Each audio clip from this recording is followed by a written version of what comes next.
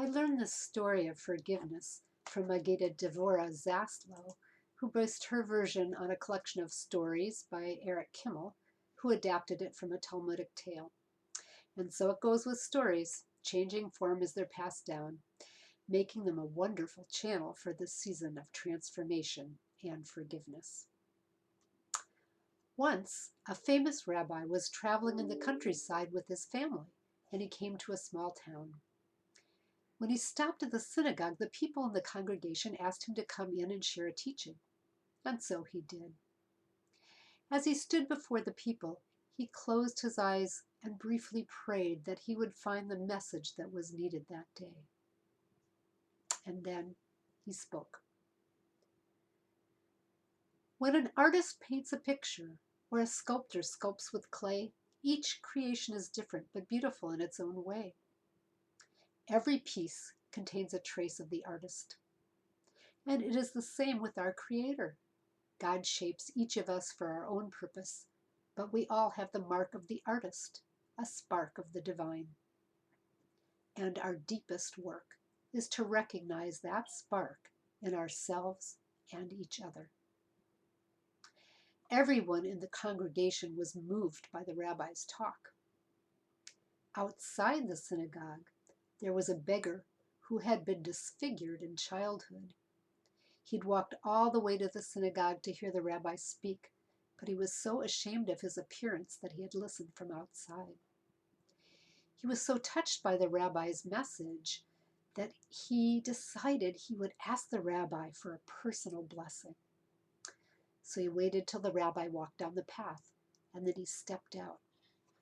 He pulled the shawl from his face, and he said, "Rabbi, would you please give me a blessing?" The rabbi was so startled by the beggar's disfigured face that he blurted out, "What an abomination!" "Abomination, am I? Did our Creator forget the spark of the divine when I was made?" Oh, the rabbi was so mortified by what he had done, and he threw himself at the beggar's feet.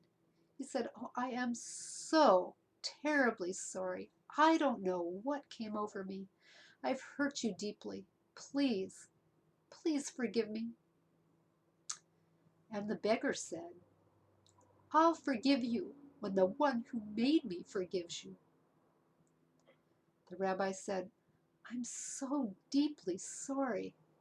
I can't leave until I have your forgiveness." "You can go whenever you like, but I won't forgive you till the one who made me forgives you." Well, the rabbi continued to lie at the beggar's feet and ask for forgiveness, and the beggar kept repeating the same phrase. This went on for hours. It was getting late, and the rabbi's family was getting worried. So his children, 2 sons and a daughter, came looking for their father. And they found him lying in the dirt at the beggar's feet. And the beggar said to them, "You're the children of this rabbi? Do you insult people the way he does?" "Our father would never insult anyone. He's a great rabbi." But the rabbi looked up and he said, "No, it's true.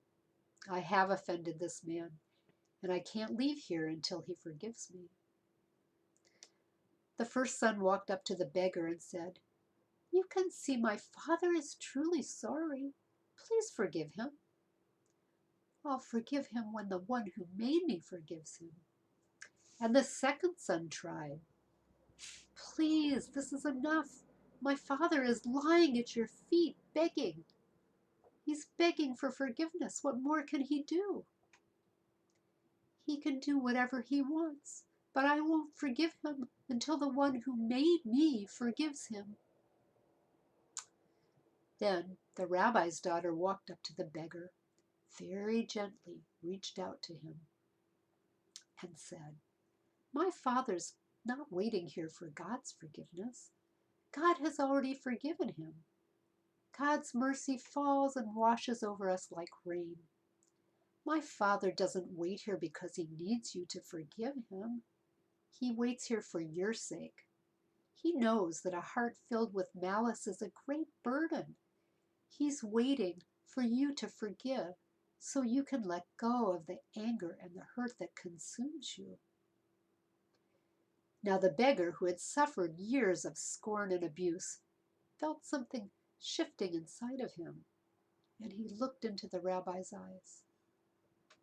I forgive you, Rabbi, but can you ever forgive me? And the rabbi said, It's done. He got up, wrapped his coat around the beggar's shoulders, and they all walked down the road together.